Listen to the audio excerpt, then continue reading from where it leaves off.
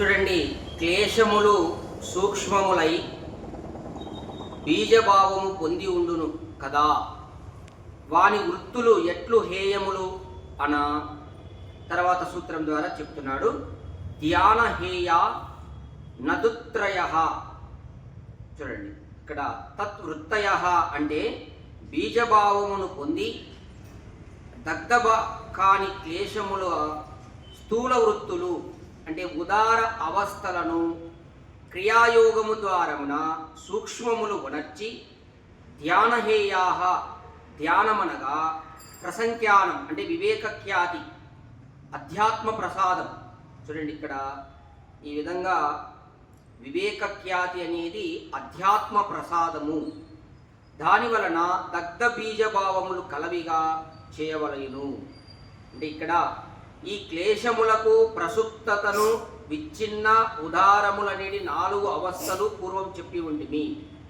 అందు ఉదార అవస్థ క్లేశముల స్థూల స్థితి. అప్పుడు చిత్తము విషయ ఆసక్తమై ఉండును. క్రియాయోగము ద్వారమున ఈ అవస్థ సూక్ష్మము చేయబడును. అటుపై ప్రసంఖ్యాన బలం వలన పొత్తిగా నశించును. పొత్తిగా అంటే పూర్తిగా నశిస్తాయి. వివేకఖ్యాతి జనించిన పిదప క్లేశములు నిరుపద్రవములై చిత్తముతో పాటు విలయమునందునని భావము. చూడండి, ఎప్పుడు ఇక్కడ ఏం చెప్తున్నాడంటే ఋషి, వివేకఖ్యాతి కలుగుతుంది.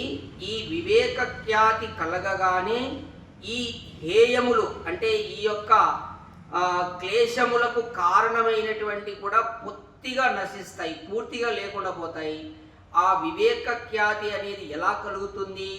క్రియాయోగం వల్ల కలుగుతుంది.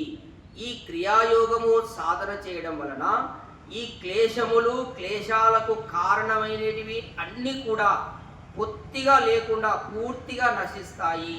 అప్పుడు చిత్తం అనేది విలయమునందునని భావము. చిత్తం అనేది శుద్ధంగా ఉంటుంది అని పతంజలి మహర్షి తెలియజేస్తున్నాడు. ఓం.